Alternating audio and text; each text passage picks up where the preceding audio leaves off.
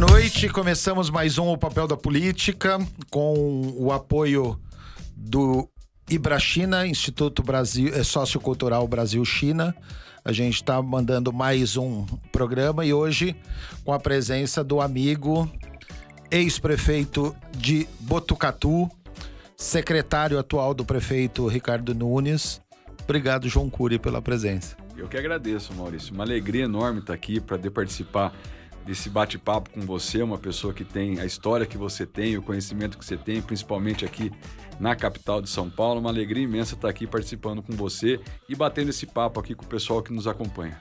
Bacana. Bom, hoje vou usar muito da sua experiência tanto de administração de Botucatu quanto de todas as outras linhas.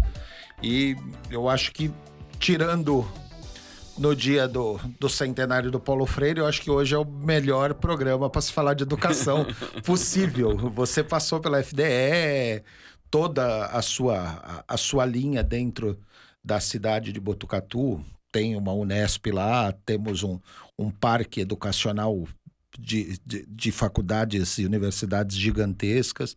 Como é que é esse trabalho de se fazer algo por uma coisa que está faltando tanto no país, João, que é a educação? O Maurício, Botucatu é curioso. Botucatu vem do Ibitucatu, que é uma palavra indígena que significa bons ares. E Botucatu é conhecida já há muito tempo como a cidade dos bons ares e das boas escolas. Então é de fato uma cidade da educação, que respira educação, vive educação, como você falou. Nós temos lá o maior campus da Unesp no estado de São Paulo, fica lá, a Faculdade de Medicina, que é muito tradicional. Então é um berço importante, sim, da educação do estado. Mas curiosamente, eu não sou um educador de formação, eu sou um advogado da área tributária, para você ter uma ideia. Mas desde que eu entrei na vida pública, eu me apaixonei pela educação. E nos últimos anos, então, acabou virando quase que um sacerdócio. Eu, quando saí da prefeitura de Botucatu, em 2016, eu fui convidado pelo governador Geraldo Alckmin para assumir a presidência da FDE, que é a Fundação para o Desenvolvimento da Educação, que é um braço executivo, operacional da Secretaria de Estado da Educação. Fiquei lá em 2017 e 2018. Em 2018, eu fui convidado pelo governador Márcio França para assumir a Secretaria de Estado da Educação, que aí é de fato uma imersão nesse mundo da educação pública, que me marcou muito, de forma indelével, inclusive, porque você ser secretário da Educação do Estado de São Paulo, primeiro que é uma responsabilidade muito grande, para alguém que tinha uma experiência numa cidade como Botucatu, de 150 mil habitantes, de repente você vira secretário de uma pasta que o orçamento é quase 33 bilhões na época. Você imagina, eu cheguei a administrar um orçamento na prefeitura de cerca de 450 milhões de reais no final dos meus dois mandatos. Aí você cai numa pasta com esse volume de recurso e com uma rede de educação que é do tamanho da população do Uruguai. Então, você imagina, a gente tem na rede estadual, e na minha época nós tínhamos cerca de 4 milhões de alunos, fora o que a gente fala de profissionais de apoio, de Isso porque a rede estadual acaba atingindo do nível médio para cima, e é muito pouco que tem de nível fundamental na rede estadual, né? Não, a rede estadual ela só não atua na creche, na educação infantil. O resto ela tem o que a gente chama de Fundi 1, que é o primeiro ao quinto, que na nossa época chamava primário, não sei se você lembra. Depois ela tem muito do ginásio ainda, da nossa época, que hoje é o Fundi 2, o Fundamental 2, e ela atua majoritariamente no ensino médio, que é o antigo colegial. Porque eu estudei em escola estadual de primeiro e segundo grau, Emiliano Augusto Cavalcante Melo. Tenho uma memória boa dessas coisas. Mas essas escolas todas da área onde eu moro, hoje são só nível médio. O fundamental estão basicamente na mão da prefeitura, nas escolas municipais. 70% da rede de ensino fundamental 1, de primeiro ao quinto ano, já está municipalizado.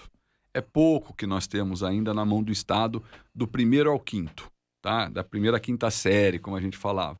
Depois aumenta bastante já no ensino fundamental 2, que é do sexto ao nono, e depois são pouquíssimos os municípios, aliás, eu acho que não cabe em duas mãos, que tem uma rede de ensino médio. Aí é só o Estado mesmo. O município tem algumas Taubaté escolas. tem alguma coisa, mas não é muita coisa também. E o município de São Paulo tem, acho que, se eu não me engano, 9 escolas de ensino médio. Então, o ensino médio mesmo, antigo colegial, esse é o grande desafio que o Estado tem, porque é majoritariamente... são alunos da rede estadual. E a rede estadual não é só o número de alunos, a quantidade de alunos. Eu costumava dizer que é principalmente a diversidade dessa rede. Porque nós temos escola na Vila Olímpia, nos Jardins, né, onde o metro quadrado é um dos maiores da América Latina, o índice de desenvolvimento humano de países europeus, e, ao mesmo tempo, você tem uma escola na aldeia Tequaporã, em Itaporanga, na divisa com o Paraná, né? Você tem uma escola no distrito de Castelhanos, em Iporanga, no Vale do Ribeira, uma escola quilombola, dentro de uma comunidade quilombola, né? Você tem escolas no Jardim Paraná, aqui em São Paulo, na Zona Norte, né? Que é com alto índice ainda de vulnerabilidade. Então, você vê a diversidade dessa rede. É uma rede que você administra uma escola indígena na aldeia Tequaporã, depois você vai para uma escola numa comunidade quilombola, depois você vem para os Jardins, aqui em São Paulo, vai para o Jardim Paraná. São situações realidades completamente diferentes uma da outra, né? Então, não é que você tem uma política pública que você fala, poxa, isso aqui serve para todo mundo. Muitas servem para todas, mas escola é que nem filho.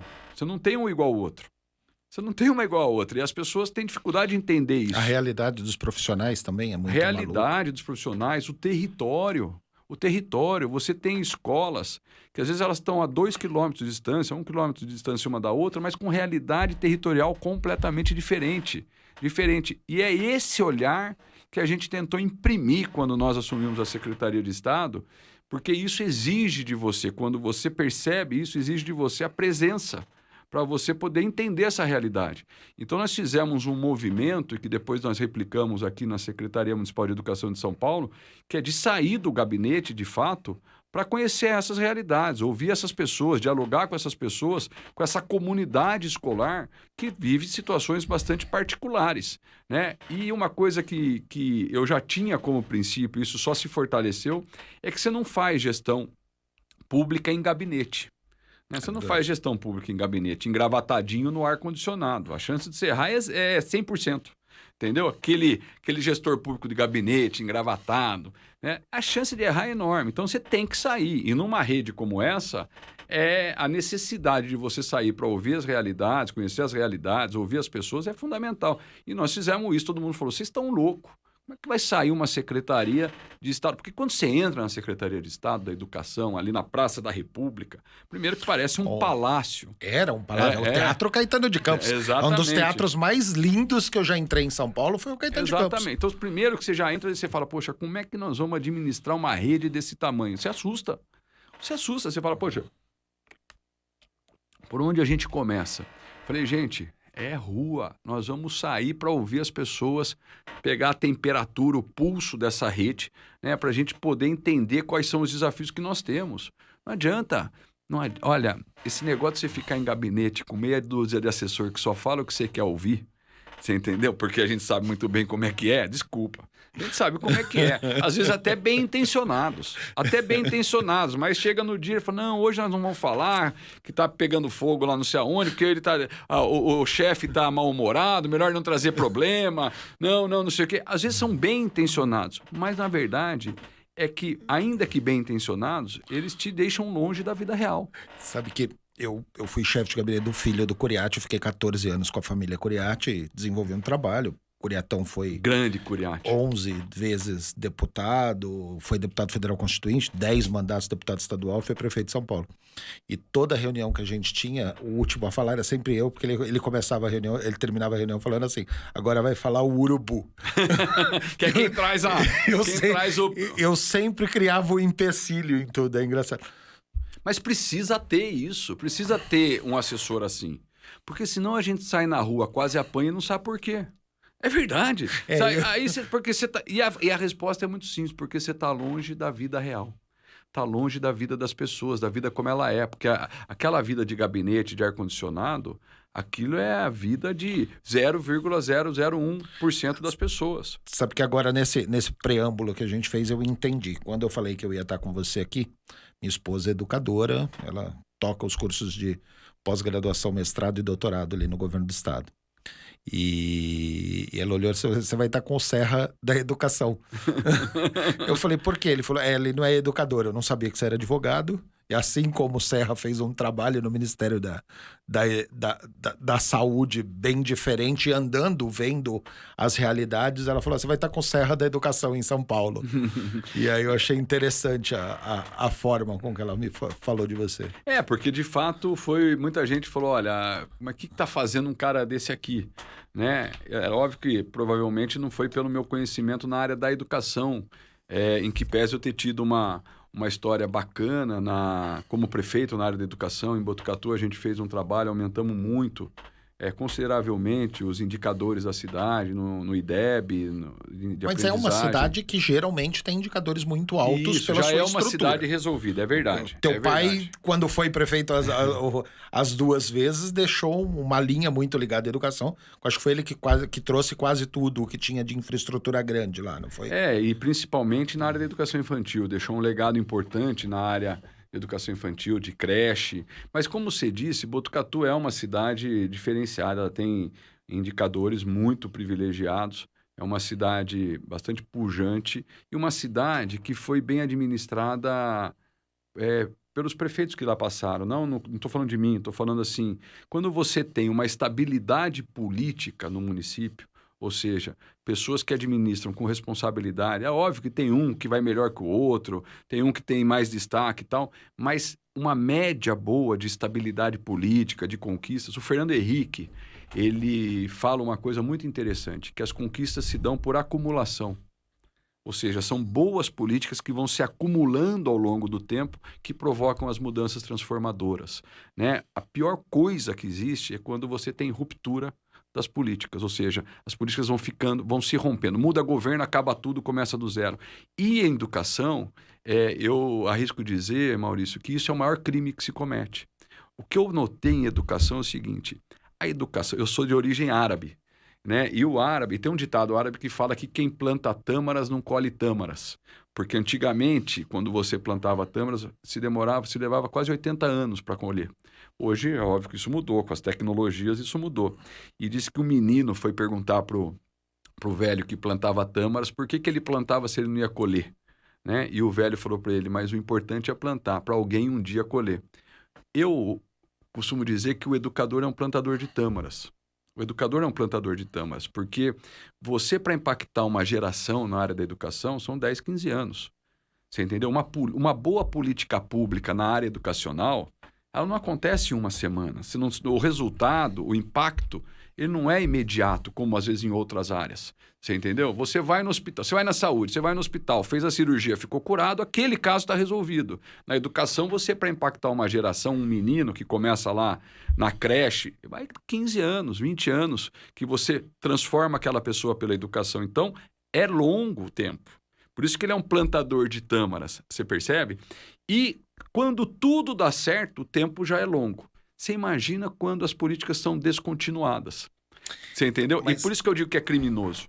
Eu me vejo político desde que me entendo por gente, fiz campanha com 16 anos, lembro de todos os meus votos desde o primeiro, e eu gosto muito de número. Aliás, eu tenho uma fama na área política que eu lembro de números antigos e nomes antigos, a gente vai pegando, eu tenho uma facilidade muito isso. E quando você estuda os números de uma cidade como Botucatu, você consegue enxergar a continuidade. Deixa eu te dar um exemplo. Botucatu, você elegeu seu sucessor com mais de 80% de votação, de uma votação numa cidade de 150 mil habitantes.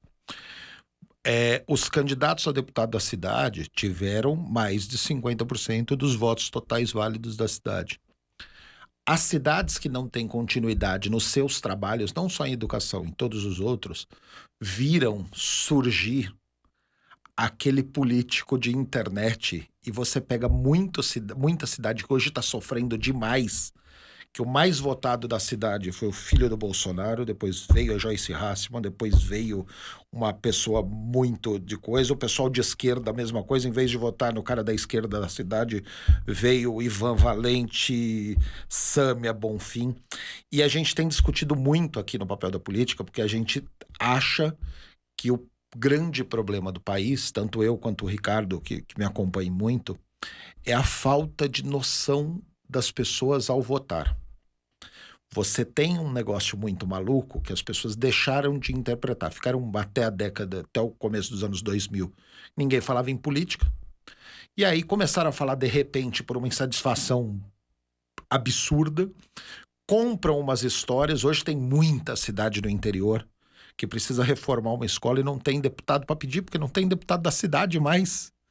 Não tem um cara para ir conversar, porque lá foi feito um arrasto e de pessoas que nem emenda mandam, uma Janaína Pascoal, que tem 2 milhões de votos no estado, e que não ajuda local nenhum. Ela tem um conceito de uma insatisfação e as pessoas se montaram. E eu brinco aqui, aliás, já brinquei com os dois lados aqui, que hoje nós temos uma estrutura de avaliação de voto que as pessoas não pensam mais para votar.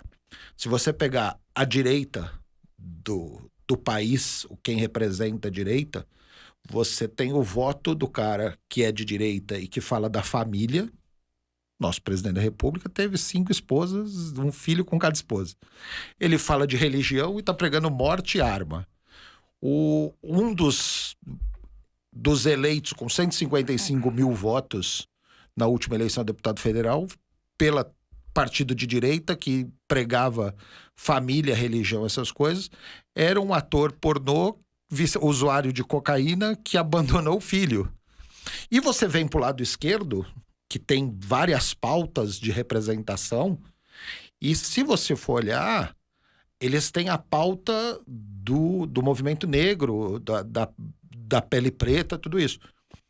O Freixo é branco, o Boulos é branco, todos os deputados federais do PSOL e do PT, tirando o Vicentinho, tudo branco. Você entendeu? E você tem coisas que a pessoa, se aparecer um comandante da rota falando que é a favor da legalização da maconha, é capaz dele ser eleito pelos usuários.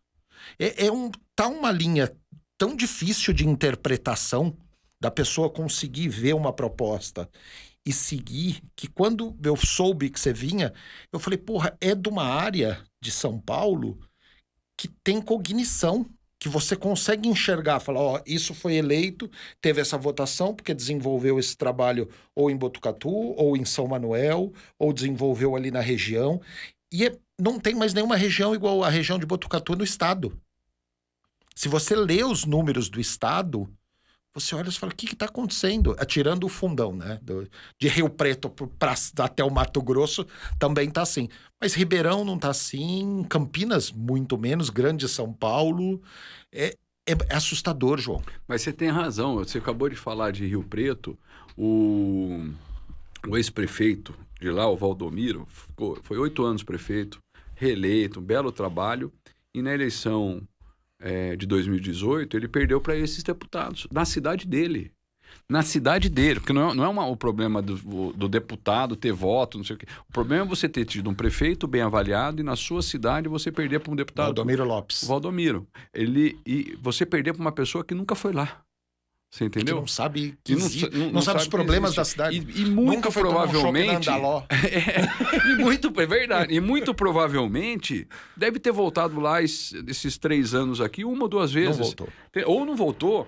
Então, isso é uma crise de representatividade que a gente tem. Por isso que a reforma política, ela é a rainha das reformas. Você entendeu? Ela é a rainha das reformas. E aí entra um pouco, que é o que eu acredito, da questão do voto distrital. Entendeu? Porque o povo do interior, ele ainda já vota mais distritalmente. Bom, acho que o povo vota um pouco distritalmente já. Mas ele não tem consciência disso. Na sua região. Na nossa região vota. Na nossa região vota... Por causa da continuidade dos trabalhos. Isso, por causa de trabalho. Porque lá em Botucatu esse fenômeno aconteceu com menor intensidade. De você votar em candidato de fora, que nunca foi lá só porque estava na rede social, né? Não aconteceu. Aconteceu quem tinha em 2018, quem tinha trabalho na cidade, né? Então, e isso é uma coisa que eu acho que é importante, porque eu acho que a gente está chegando, como a gente deu esse cavalo de pau nas eleições de 2018, né? Isso que você falou retrata muito bem o que aconteceu na eleição de 2018. Eu acho que agora nós vamos voltar um pouco para o mundo da política na próxima eleição. Pelo menos eu espero isso. O que é voltar para o mundo da política? Né? É que as pessoas possam analisar o que aquele candidato fez naquela circunstância, naquele tema, naquela região, ou seja, o que ele já tem de entrega, o que ele tem de legado. Eu espero isso. Eu espero, de fato, que as pessoas falem, bom, não dá mais só para votar em quem se comunica bem na rede social, né, mas não conhece nenhuma realidade fora do estúdio onde ele faz a sua gravação das redes sociais, ou fora de onde ele faz ali o seu trabalho.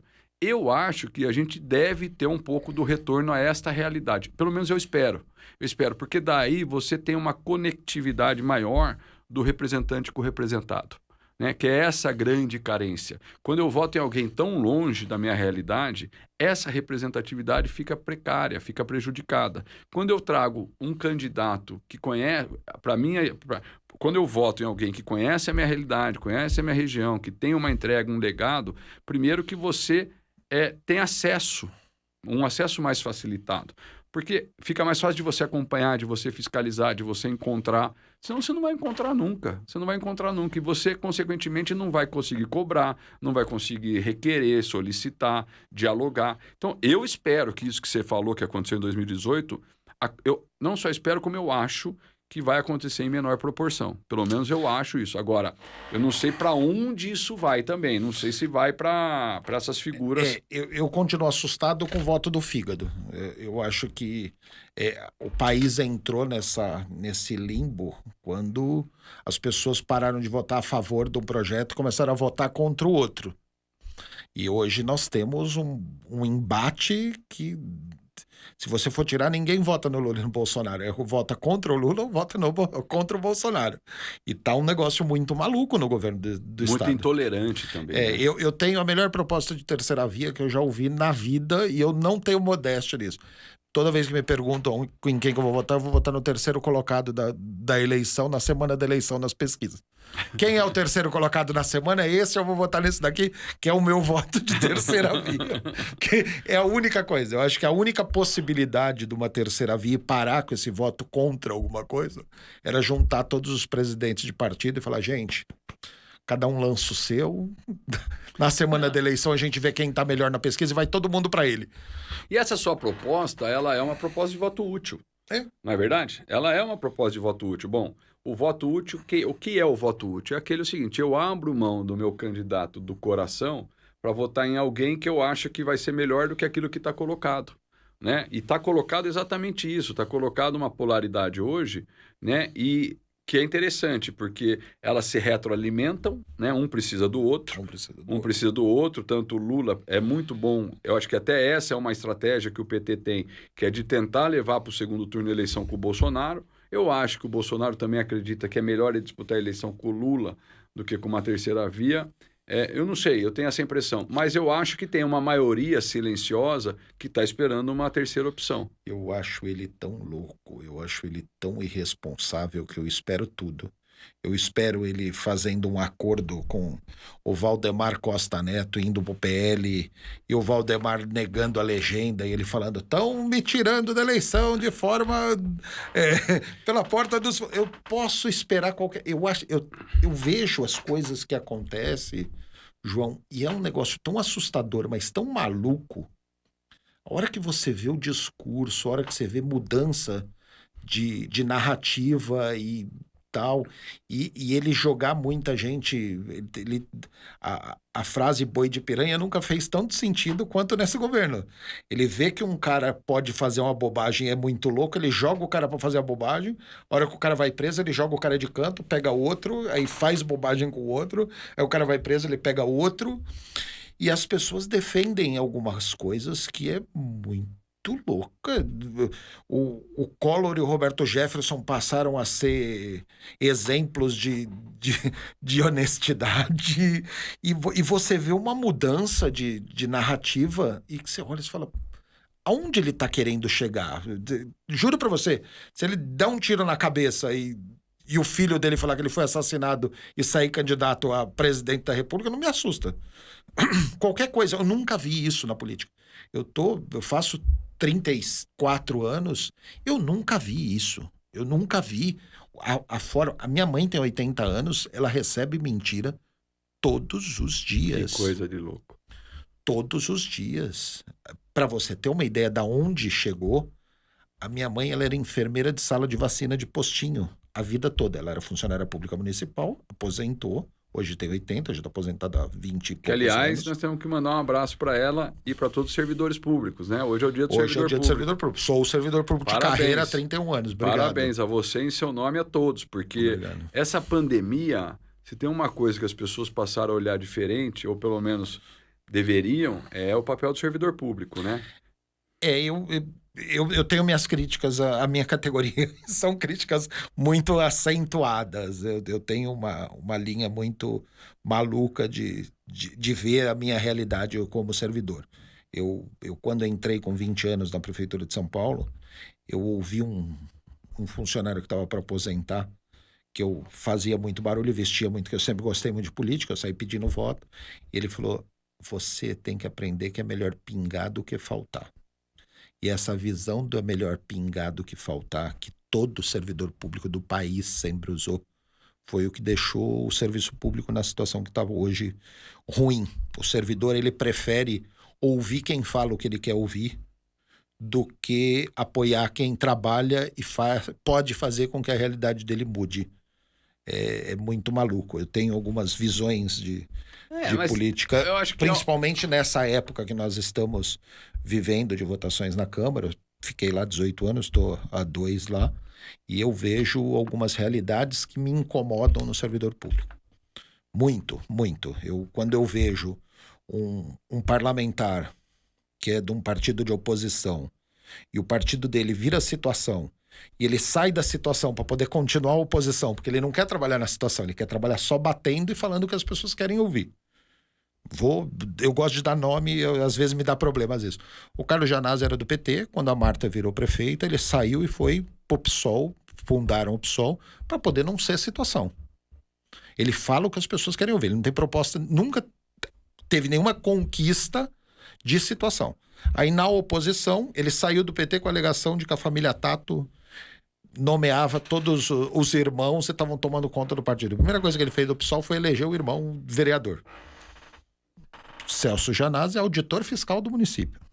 É muito mais do que 25 mil reais. Não sabe o que é um empréstimo consignado igual eu. Não tem nada de ideologia de PSOL. Tá? É um auditor fiscal da Secretaria de Finanças do município. Mas virou a fala do Carlos, que tem um belíssimo trabalho.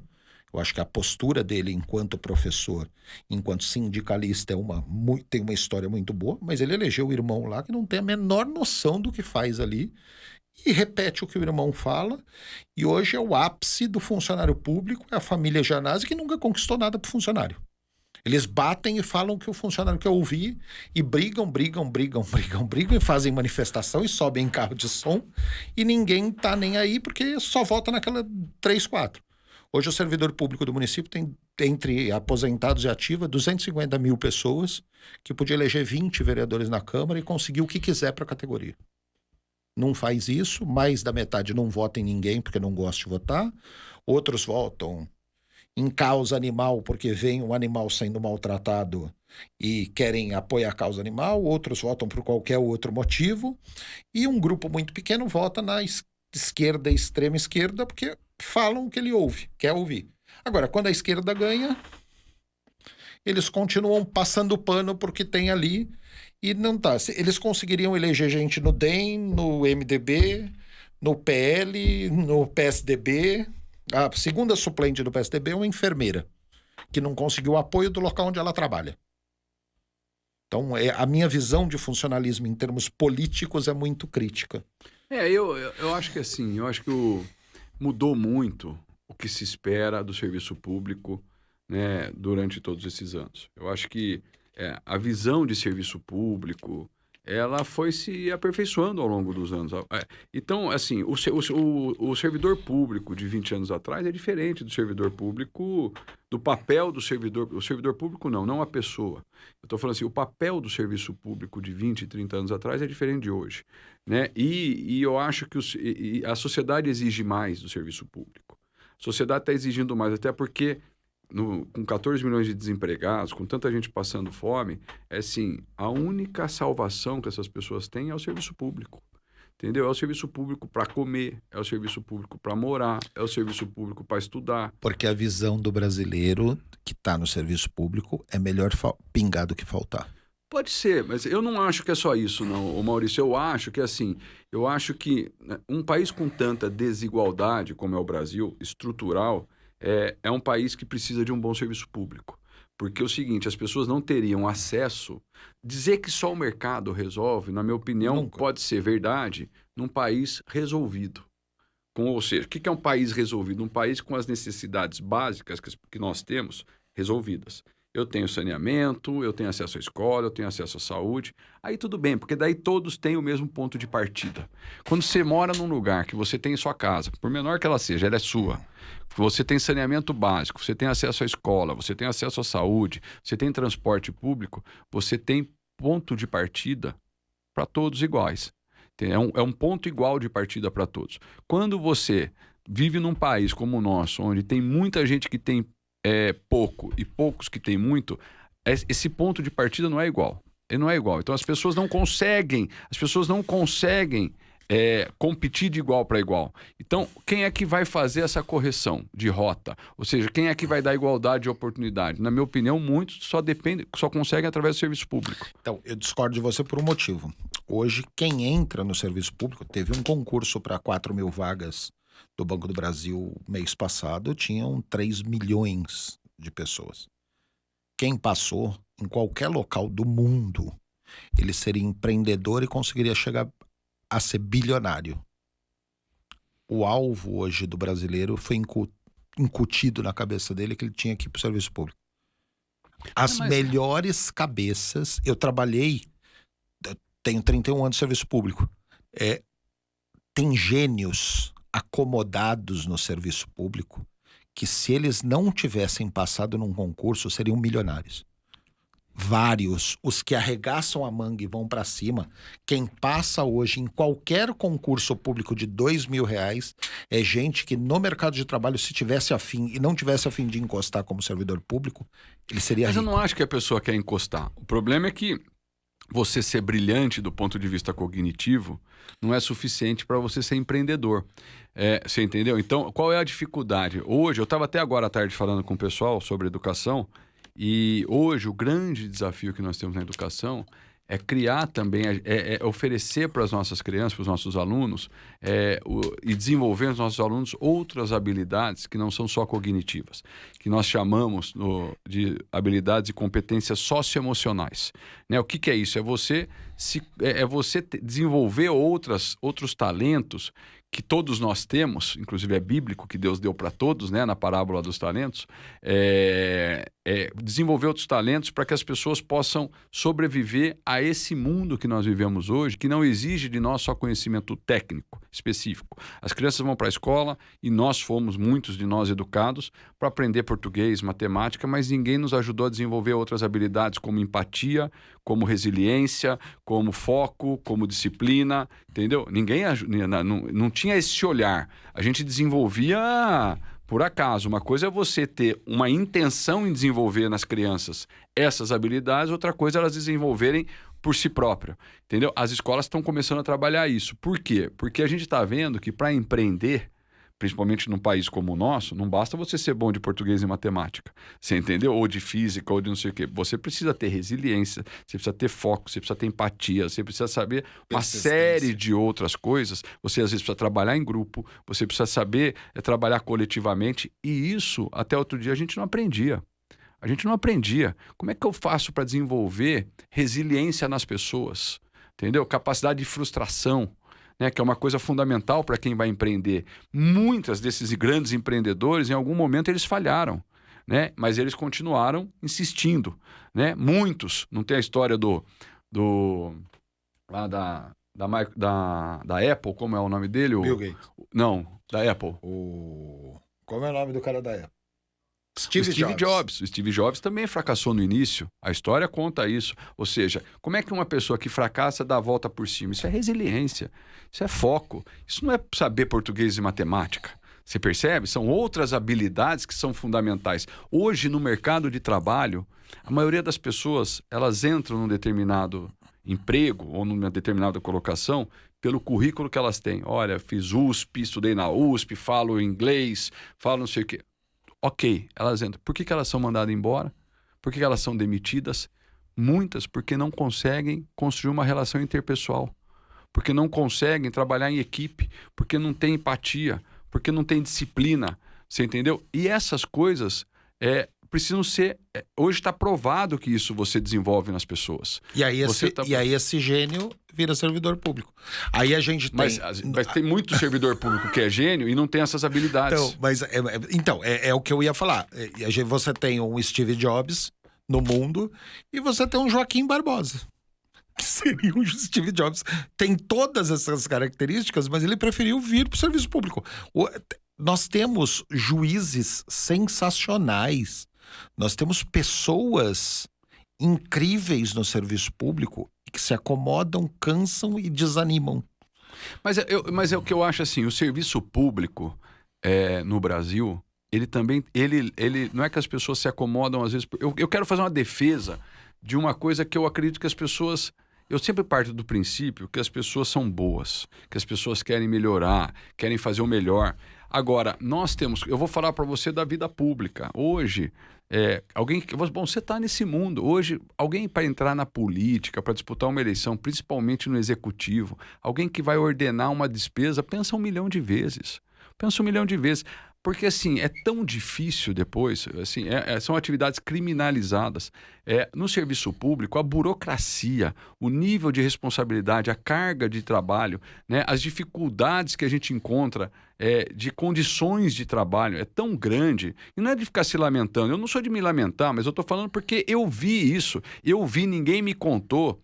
São professores, por exemplo, na área que eu atuo, professores, educadores, agente de organização escolar, o cara que fica no pátio, cuidando de não sei quantas crianças, que fica doido, qualquer um ficaria doido. Você entendeu? O cara lá o dia inteiro trabalhando em condições super adversas. Super adversas. E tem um culpado? Não tem. É um processo de melhoria. Mas é o seguinte, numa pandemia, eu tenho um amigo, vou te falar uma coisa, eu tenho um amigo que ficou com com 2 filhos, 15 dias no começo da pandemia ajudando nas atividades escolares. Né? Tarefa, ensina isso. Todos nós passamos, quem tem filho pequeno passou um pouco por isso na pandemia, no início da pandemia, principalmente naquela fase mais crítica. Que ele virou para mim e falou assim, João, eu descobri que a professora do meu filho é uma heroína, porque eu não aguento mais. 15 dias com o filho em casa, 15 dias com 2 filhos em casa, e ficou doido. Eu falei, então você imagina uma professora que tem 35 na sala de aula, um é hiperativo, o outro é autista, o outro é isso, é aquilo e tal, e ela tem que dar conta do recado, entendeu? E aí de manhã ela vai para uma escola, à tarde ela tem que pegar o carro para ir para outra, porque ela precisa completar a jornada dela com mais 4 aulas, depois não sei o quê. Você percebe? Você percebe? Então assim, eu relativizo um pouco todas essas verdades absolutas, você entendeu? Não acho nem que são santos, né? E também não acho que são, muitas vezes, como a gente escuta algumas pessoas aí, que não conhecem o serviço público, né? Que não conhecem o serviço público, não usam o serviço público e atacam o serviço público, né? E agora, quando precisa, como é o caso de uma campanha de vacinação, quando precisa de um SUS para organizar um negócio que é um desafio complexo, né? Aí a pessoa fala, puxa vida, aí todo mundo levanta o braço da enfermeira, tal, para dizer, olha, tá... Eu vou te contar uma história, gosto muito de história. Eu fui subprefeito em Itaquera, 3 anos, e quando eu chego nos lugares que eu trabalho, eu saio cumprimentando todos os funcionários. Na época, eu cheguei, eram 600 funcionários na subprefeitura de Itaquera, hoje tem 140. E faz 5, 6 anos. Eu cheguei, cumprimentei todos os funcionários, me apresentei para todos, tinha uma secretária que me apresentou, fui em todas as salas. Aí eu estava passando por uma sala, eu falei, faltou ali. Ela falou, não, ali... Melhor não, subprefeito, que a gente precisa conversar. Eu entrei na sala e falei, o que aconteceu? Então, ali é a sala dos alcoólatras. Não vai ter uma sala dos alcoólatras da sua prefeitura que eu tô. Aí eu saí, atravessei, entrei, tá todo mundo cheirando álcool muito pesado. bati um papo. No dia seguinte eu cheguei, passei primeiro naquela sala e conversei com as pessoas. E todos os dias eu passava pela sala pelo menos uns 10, 15 minutos para conversar com as pessoas. Não tinham alcoólatras. Tinham pessoas que mexiam em máquinas na década de 90, a máquina não existe mais. Tinham motoristas que a frota toda é terceirizada. E é todo mundo que não tinha o que fazer. E os subprefeitos anteriores, eles preferiam ir encostando dentro da sala. Encostava dentro da sala, o pessoal chegava todo dia de manhã, ficava batendo papo e não tinha função. Na hora do almoço saía para beber, enchia, à tarde era uma tristeza a sala. Tá? E os prefeitos obrigavam a ir trabalhar e eles moravam em volta da subprefeitura, porque tem a característica, os funcionários da subprefeitura de Pinheiros não moram no Alto de Pinheiros, eles moram afastados e chegam. Agora os de Itaquera moram ali do lado. E aí eles enchiam, e aí eu comecei a bater papo, eu montei 2 equipes de rapa para fazer o estádio do Corinthians, e eles trabalhavam só de final de semana e à noite, quando tinha jogo, e eu dava as folgas porque eles trabalhavam à noite de final de semana, e eles começaram a fazer outro trabalho. Outros gostavam de jardinagem, eu coloquei para fazer os jardins próximos à subprefeitura. Deu 6 meses que eu estava lá, ninguém mais cheirava álcool na subprefeitura. Tá. E era gente encostado e largado que as pessoas preferiam. Depois de lá, eu passei por outras 2 subprefeituras. Eu peguei o mesmo caso nas 3. Muito menos gente, porque quando eu saí, eu cheguei em Itaquera 600 funcionários, eu saí 248. Aí, hoje tem 140, 150. Tá? Os funcionários estão aposentando e estão indo embora. Tá? E não tem concurso, então ninguém assume. Mas a realidade do serviço público, você é secretário municipal, você sabe que nas subprefeituras tem máquina que operam com DOS ainda. Ah, é? Não sabia. As máquinas dos agentes vistores de colocar produtividade, todas elas trabalham com DOS.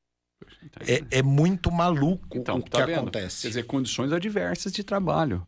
Né? Agora, o que você falou, que você deu para esse pessoal, foi oportunidade. Você entendeu? Primeiro você dialogou, ouviu, não julgou. Né? Porque eu acho que isso é uma coisa interessante. Não julgou. Bom, foram lá, te falaram, você poderia ter falado, bom, então fecha a porta e... Continua, entendeu? cobrando horário desse E pessoal. é um julgamento isso também, é uma forma de julgar. Né? Não, vai lá, senta, ouve, né? Dialoga, tenta entender. Isso é empatia. Isso é empatia. Entendeu? Então, quer dizer, você percebe que o que você usou ali naquele momento, com essa experiência que você fez ali, foi um processo de outras habilidades. Aquele problema que você resolveu, não é um problema que você resolveu de forma cognitiva. Você entendeu? Não foi o que você aprendeu nos bancos escolares ali naquela educação tradicional. Foi coisas que você sabe que são fundamentais no momento crítico. Quem é que sabe providenciar um comportamento desse, uma abordagem dessa? São pessoas que têm outras habilidades. Outras habilidades, foi o que você fez. Você se colocou no lugar deles, você dialogou, né? Você passou lá todos os dias. Quando você passa lá todo dia de manhã, você acolhe, né? Você acolhe, você mostra interesse. Isso é habilidade, entendeu? É isso que muda, é isso que transforma. E aí você dá aquilo que as pessoas mais pedem. Onde eu vou, eu fui como homem público em muitos lugares muito carentes, que diferentemente do que as pessoas imaginam, que a pessoa vai lá te pedir cesta básica, se você conversar 2 minutos, você vai ver que no final o que as pessoas querem é oportunidade, Maurício. É oportunidade.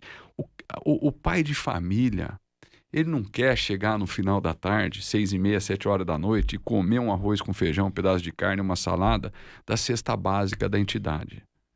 Alguns querem, a minoria. Entendeu? O pai de família quer chegar, que nem nós estamos numa mesa como essa aqui, olhar no olho da esposa, do filho, da filha e comer um prato de comida que veio com o suor do trabalho dele, porque isso é dignidade. Você entendeu? Isso é dignidade. Ele pode estar passando por um momento difícil e precisar, mas no final o que ele quer é dignidade, é se sentir útil, é poder dar exemplo para o filho, para a filha, e não comer de cabeça baixa derrotado. Entendeu? Se a gente acreditar que não é isso, se a gente achar que isso é o normal, ou seja, que o cara quer uma cesta básica e tal, a gente não presta para estar na vida pública. Tem que pegar o chinelinho e ir embora para casa. Porque é o seguinte, não é isso que as pessoas falam. As pessoas querem oportunidade. Agora, muitos para ter oportunidade, a gente precisa fazer o trabalho que você fez lá antes. De ouvir, de acolher, de se disponibilizar. Porque estar disponível também é uma coisa que as pessoas não estão para o outro. As pessoas não estão disponíveis para o outro. Você se disponibilizou. Você entendeu? Você poderia muito bem falar, puxa, eu tenho muito mais coisa importante para fazer, um subprefeito, entendeu? As coisas mais legais que eu fiz nas passagens da subprefeitura foram neste modelo. Não teve uma obra que eu achei que foi mais legal, tirando. E muito essas provavelmente linhas. um brilhante formado na USP, um gênio, não teria essas habilidades. Muito provavelmente não. O que eu quero dizer assim, isso não é uma questão de formação, de formado aqui ou ali, é uma questão de outras habilidades. Eu acredito nisso, eu acho que a gente tem que pelo menos tentar isso, sabe? Eu acho que a gente tem que tentar outro modelo. A gente tem que virar a chave. E é aí que eu acho que é a educação. Falando em outro modelo, deixa eu entrar num assunto que eu gosto muito também, que as pessoas... Vou colocar você num pouco de saia justa. Você é o secretário hoje do município que responde pelo Conselho Participativo. Como é que está o trabalho com o Conselho Participativo? Aí depois eu falo. Ele tá prejudicado por conta da pandemia, né? Eu queria ter feito mais coisas do que a gente fez, mas ele demanda, primeiro, que reunir as pessoas, né? Para dialogar com as pessoas. Essa questão das videoconferências, elas são importantes, eu acho que é um avanço, mas elas são frias. Elas são frias. E numa reunião com essa, para quem gosta de gente, às vezes as pessoas falam olhando, né? Só com olhar, né? E é importante, porque numa reunião, numa videoconferência, a dona Mariazinha, né, de 70 anos, que é uma líder comunitária que tem o que dizer, a fala dela, a mensagem dela fica comprometida. Você percebe? Então, assim, a gente não tem hoje o melhor desenho de participação por conta da pandemia. Eu espero que a gente possa ter a partir do ano que vem, de conselhos mais... e isso não é culpa dos conselheiros. Você percebe? Isso não é culpa dos conselheiros. Eu escutei, no começo do ano, eu escutei conselheiros, inclusive do Jabaquara. Porque me falaram que o Jabaquara era um dos lugares mais difíceis de se relacionar com o conselho. O conselho do Jabaquara era um dos mais difíceis. Rapaz... Não era nada daquilo. Não era nada daquilo. É um pessoal que fala assim, João, a gente só quer ser ouvido. A gente só quer ter, sabe o que? Um crachá. Teve uma pessoa que falou, eu só queria ter um crachá para poder chegar num lugar, porque um dos papéis do conselheiro, você sabe, é poder fiscalizar, dialogar com o servidor público, com o serviço público, para ver se está funcionando, não está, trazer a missão, trazer a informação. E o cara não consegue entrar porque não tem um crachá. Eu vou te apresentar ainda, entre esse ano e o ano que vem, eu vou te apresentar a Denise. É uma fã minha, assim, do outro mundo. Ela era do Conselho do Meio Ambiente.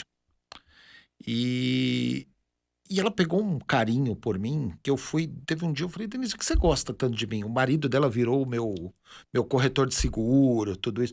Eu não entendo essa mulher. Ela falou, quando você entrou na sua prefeitura, a primeira coisa que você fez foi mandar fazer crachá pra gente. Tá vendo? Aí eu olhei e falei, mas e daí? Ela falou, você não tem noção da dificuldade que a gente tinha de falar que a gente era do conselho. É isso. E você fez, e não tinha na sua prefeitura, você mandou pagar eu devo ter gasto R$30 e entreguei crachá pra todo mundo. Então todos os conselhos tinham crachá.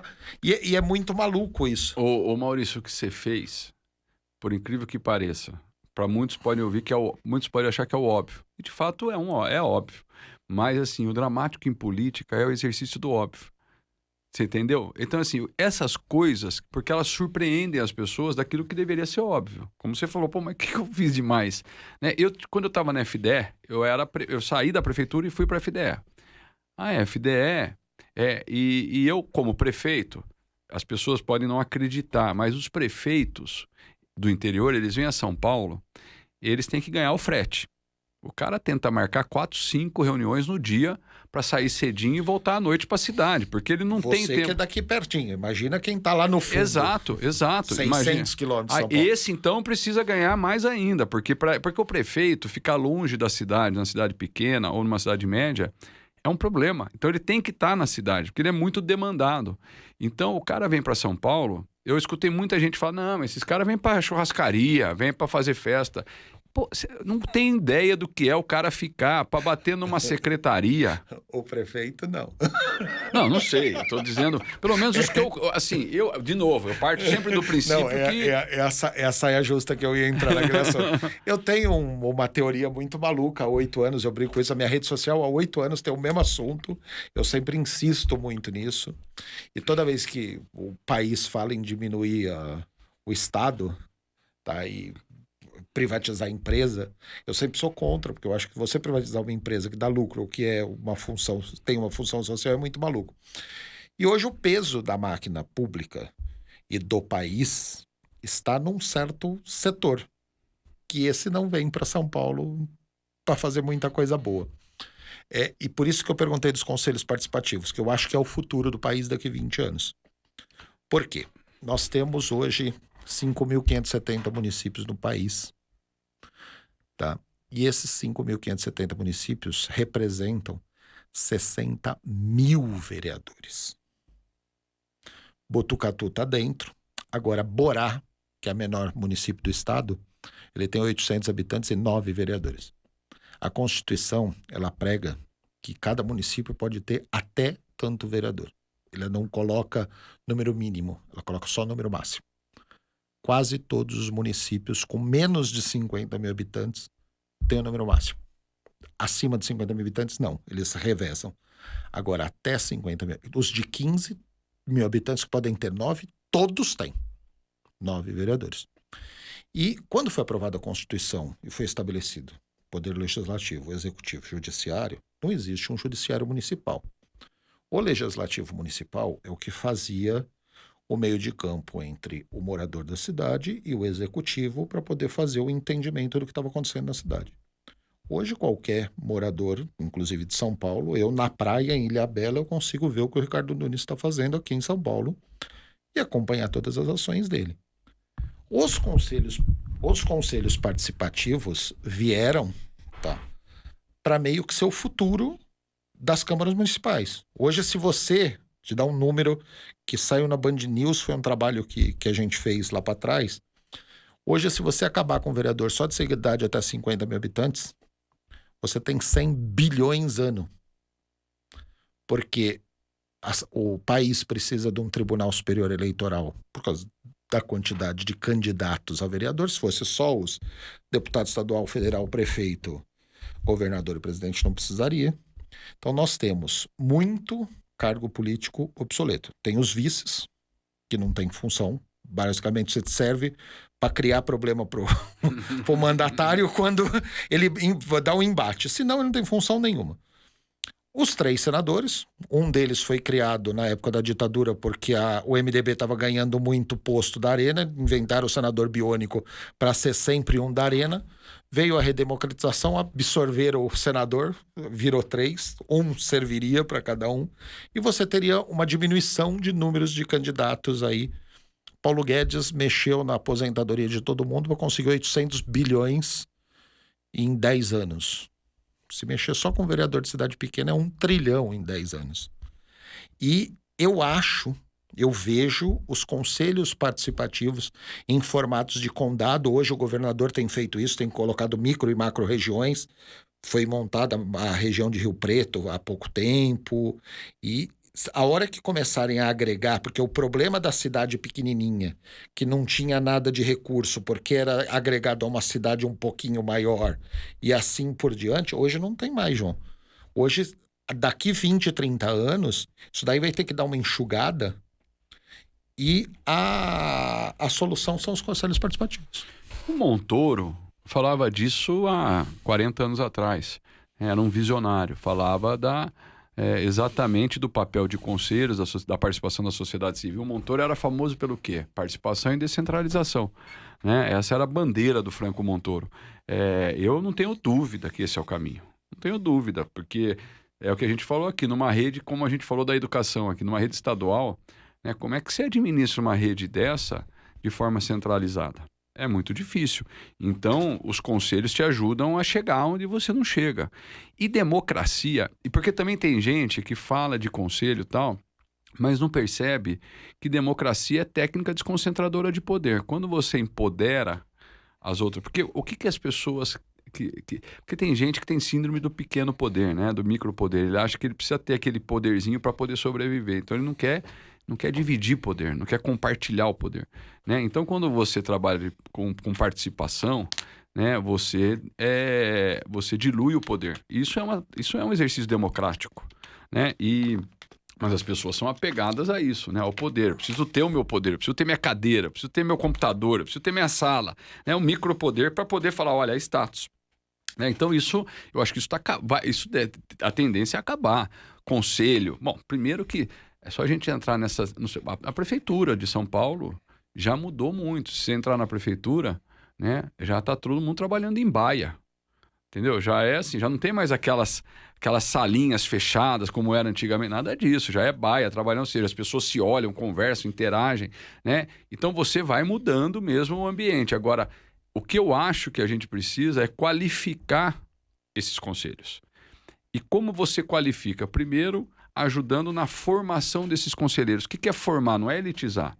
É para ele poder entender como funciona o serviço público, a máquina pública. Porque eu também escuto de conselheiros que eu converso que eles caem na vala comum da crítica de que não faz porque não tem vontade política. Você entendeu? Essa vala comum da crítica, ou seja, não, mas por que não faz? Porque não tem vontade política. É meia verdade. Meia verdade. Há lugares que de fato as coisas não acontecem por razões que a própria razão desconhece. Mas há outros lugares que os limites são colocados, sejam do ponto de vista legal, do ponto de vista ambiental, do ponto de vista orçamentário e financeiro. Que é o pior. Você viu a entrevista do Paulo Guedes ontem? Ele praticamente chamou o Marcos Pontes de burro. E eu passei por órgãos muito menores do que é o Ministério da Ciência e Tecnologia. Mas ele me passa a impressão de que não tem a menor condição de saber como é que executa um orçamento. Ele está sempre reclamando de falta de dinheiro, mas o dinheiro está lá. Ô, Maurício, isso acontece aqui. Isso acontece aqui. Você não acredita. Hoje, eu faço parte da JOF. Você já deve ter ouvido falar da JOF. Aliás, tem uma pessoa da JOF que eu ameacei uma vez. Que eu precisava transferir um dinheiro. Em todas as prefeituras que eu passei, a minha menor execução de orçamento da sua prefeitura foi 96,3%. Isso é exceção, infelizmente. Eu me dava muito bem com o Modonese, porque a gente falava mais ou menos a mesma língua e sabia como executava tudo isso. Agora, eu tive colegas de subprefeitura que executaram 32% do orçamento. Mas o ministro, assim, é óbvio que nada justifica chamar uma pessoa de burra ou dar a entender, entendeu? Porque a gente desqualifica o debate. Nada justifica. Mas o que eu percebi do Paulo Guedes, e ele tem razão, que é o seguinte, você tem 59% do seu orçamento executado. Ou seja, para as pessoas que estão nos ouvindo aqui, a gente explicar, é como se eu te desse 100 mil reais no começo do ano para você gastar, e para você gastar com política pública, para você atender as pessoas, eu estou dizendo para você o seguinte, pegue esses 100 mil e gaste. Eu estou dizendo para você. Gaste, eu não estou falando para você. Eu não estou falando para você assim, ô Maurício, pega esses 100 mil, mas guarda um pouquinho, porque pode ter uma dor de barriga, nada disso. Estou te dizendo o seguinte, gaste esse dinheiro, você precisa gastar esse dinheiro. Aí chega em novembro, você gastou 59 mil dos 100 mil que eu te dei. 59 mil. E aí, você precisa. E esse dinheiro, você sabe muito bem, no dia 31, esse dinheiro acaba, porque ele é orçamentário. Dia 31, não, dia 15 é retirado para fazer a redistribuição. Tudo bem, mas o orçamento acaba dia 31. Então, acaba, mas o você orçamento... pode pôr em outro lugar. O orçamento fecha... Foi as brigas que eu tive com o Joff. Porque fechavam o orçamento de dezembro e eu queria o dos outros. Porque bem. Me manda que eu consigo gastar. Exato. Mas que é isso que o Paulo... O que o Guedes falou? O Guedes falou o seguinte, meu amigo... Você gastou 59, você tinha 100 mil, você tinha que gastar 50, você gastou 59. Você não vai gastar esses 41 em 2 meses. Um mês e meio. Um mês e meio. Então, o que acontece? Eu vou tirar de você, porque você não vai gastar. E eu vou dar para quem precisa e gasta. E executa o orçamento. É isso que aconteceu lá. A única coisa errada é chamar o cara de burro. Você entendeu? Mas o que aconteceu foi lá... É que não tem nenhum técnico para dar informação de como é que eu fazia quando eu era prefeito? Eu já entrava contingenciando 40% no ano. Ou seja, o secretário tinha 1 milhão, eu contingenciava 40%. O que é contingenciar 40%? Eu falava, esse dinheiro vocês não vão usar. Na hora que você esgotar. Vocês não vão usar esse dinheiro. Esse dinheiro aqui vai ficar aqui. O dia que vocês executarem os 60% que vocês têm, aí a gente senta, vocês vão me apresentar o projeto pronto para licitar, vocês vão me apresentar, eu vou ver se ele faz parte do programa de governo, do programa de metas, e daí eu libero. E se vocês não me trouxerem, eu vou fazer os projetos de interesse do governo com o seu dinheiro. Entendeu? Os caras ficavam doidos. O único que me entendeu na prefeitura de São Paulo foi o Modonese. Eu tenho uma gratidão por ele. Ele é um craque. Eu tomei bronca de todos os secretários, porque todos os meus contratos anuais terminavam em 10 meses. O contrato anual deu 10 meses, ele acabou. Eu preciso renovar mais um ano. E todo mundo me dava bronca. O Modonese olhava e falou, porra, que legal. E mandava. E a gente continuava renovando o contrato. Porque no final também você acaba investindo em quem executa. Porque o gestor público, ele olha, eu tô falando porque eu passei por isso, fui prefeito. Ou seja, você olha e você fala, quem é que tá voando? Então bota a gasolina em quem tá voando. Entendeu? Dá pra ele, porque ele executa, ele faz acontecer. Aí você tem que chamar o que não voa pra falar, olha, vem aqui, você tá com problema, não sei o que. É seu papel orientar, não chamar de burro. Entendeu? Chama, orienta, fala, olha, você precisa andar, você precisa correr. Do governo federal, eu torço pra briga. Agora, sempre. sabe o que eu acho? Que eu acho que também que ele cansou. A impressão que eu tive do Paulo Guedes é que ele deve estar assim, ó, puta, como é difícil, como esse povo não entende, que dificuldade. Porque o que eu vejo é o seguinte, é muita gente despreparada do ponto de vista de conhecimento do público. Começando da área cabeça. pública. O próprio Bolsonaro, a impressão que eu tenho é que ele ficou 28 anos lá, mas ele não sabe como funciona. Não é que ele não sabe como ele funciona um orçamento, como é que você executa. Ele não sabe como funciona nada. Quando ele recebeu o Luiz Miranda e achou um absurdo que o Luiz Miranda gravou, e ele falou que ele nunca faria isso porque ele nunca foi recebido sozinho por nenhum presidente da República. Ele era baixo clero igual o Luiz Miranda. Não teve nem Fernando Henrique, nem Lula, nem Dilma, nem ninguém topava receber o Bolsonaro, só ele e o Bolsonaro. Quer falar com o presidente? Traz a bancada. Quer falar com o presidente? Traz o seu líder junto. Agora, receber um deputado só, ele é o ápice desse desgoverno que tá, João. Ele não sabe como funciona absolutamente nada, ele vai jogando as coisas em cima de todo mundo e ele não tem uma exemplo. visão muito simples das coisas. Eu acho que ele tem uma visão muito simplista, assim. Ele acha que ele não aprofunda. Se tivesse visão simplista, ele estava reeleito. É a eleição mais ganha que eu já vi na história do mundo de reeleição. Ele pegou uma pandemia. Se ele, assim que tivesse começado o negócio mundial, tivesse falado, gente, calma, não é hora de brigar, vamos ver o que vai acontecer com o nosso povo. Passados 60 dias, ele via que estava morrendo muita gente. Podia até morrer 600 mil pessoas. Mas se o programa dele fosse em hospital, empurrar a cadeira de quem se reabilitou depois de 20, 30 dias internado, ele podia estar fazendo todas essas porcarias que ele está fazendo. Ele estava reeleito. Não tinha como. Você fala, presidente, vem cá. Eu concordo. Vamos pro hospital do Ceará hoje. Lá tem um hospital federal que tem uma pessoa há 60 dias internado e melhorou, tá saindo. O senhor topa sair empurrando a cadeira de roda? Criava esse programa que ele tá fazendo, criava um programa para quem perdeu um ente da família, você vai receber tanto. 2, tanto. Você perdeu pai e mãe, você recebia tanto. Ele ia abraçar quem morreu, ele ia abraçar as pessoas de uma forma simples e ele estava reeleito. Ninguém ia ser louco de bater num cara desse. Agora, ele é um populista que não faz populismo. Ele é um general que não tem apoio de nada de exército, tem que empregar um monte de gente. Ele não é nada. É muito louco isso. Mas o que eu acho que falta, por exemplo, ele tem lá aquele Tarcísio, que é um ministro que executa, que faz. Entendeu? Porque eu não acho também que o eleito precisa saber tudo. O que eu acho é que, assim, se ele não sabe, ele tem a obrigação de montar uma boa equipe. Entendeu? Ele tem a obrigação de montar gente... Exato. O Serra. Entendeu? O Serra foi acho, o melhor ministro da saúde que eu vi. Não é médico e a equipe dele era um negócio do outro mundo. E quem decidia era a equipe. É isso. Eu acho que, assim, eu não gosto do se ele Serra. tivesse vários Tarcísios ali com ele, talvez ele tivesse um governo melhor avaliado. Entendeu? Porque este é um ministro que executa, ou seja... Executa não, ele inaugura o que ele executa. Ah, mas tudo bem. Ele não executa, assim, ele inaugura a ponte de madeira de coisa, ele inaugura 800 metros de estrada, ele inaugura muito bem, ele mostra muito bem. O que ele fez, ele mostra de uma forma como se estivesse sendo feito 10, 20 vezes mais, mas ele sabe executar. Mas olha, não é esse negócio de inaugurar 800 metros de estrada, de fazer festa, não é a exclusividade desse governo. Não. Não é a exclusividade desse governo. Mas é muito bem divulgado por parte dele que os outros não sabem fazer. Não, tanto que ele é visto como o ministro que realiza.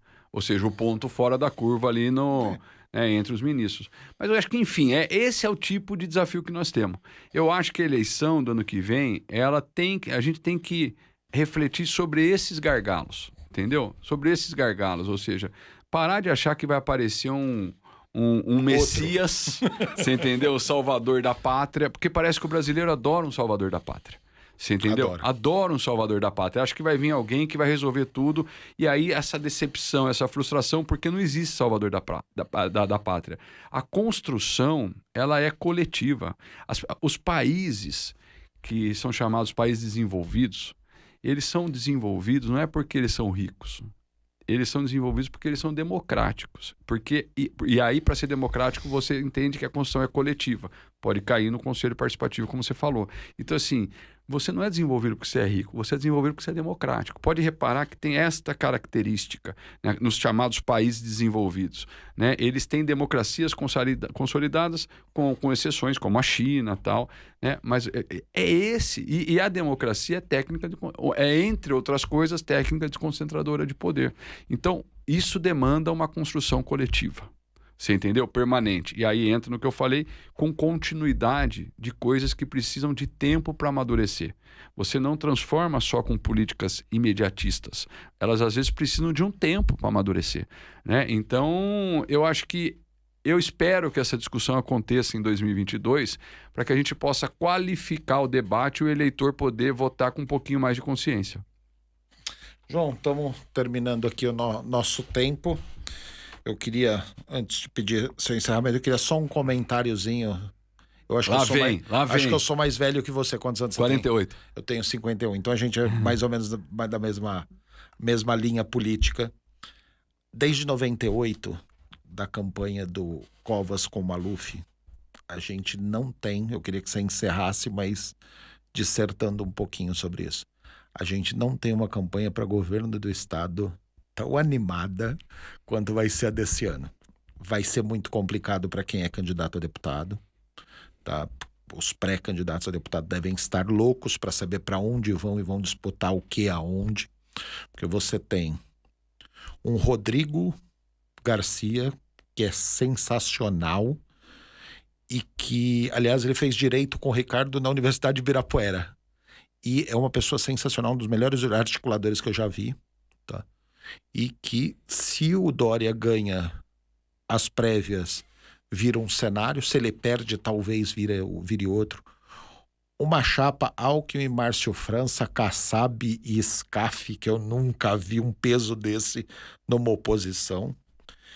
E um Haddad, que foi o segundo colocado para presidente da República, com o Boulos subindo, feito um maluco, tendo sido o segundo colocado para prefeito de São Paulo.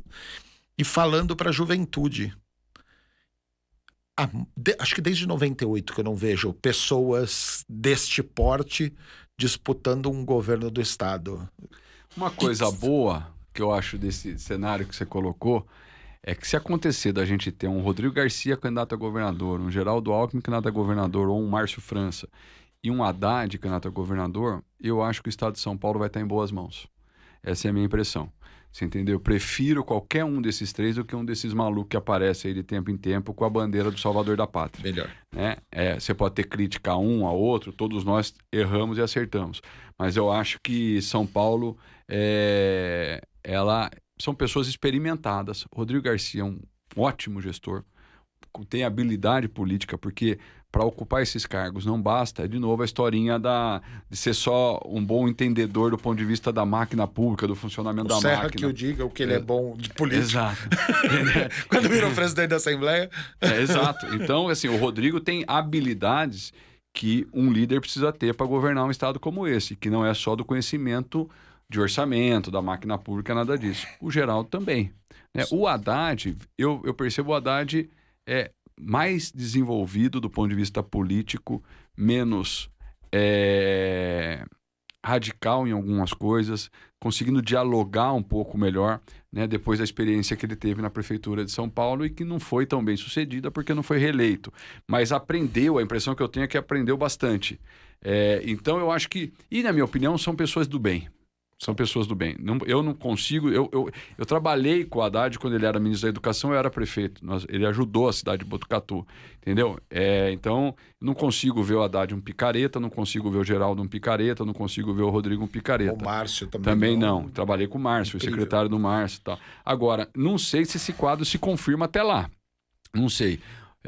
Há quem diga que pode ter um cavalo de pau o Geraldo ser vice do Lula.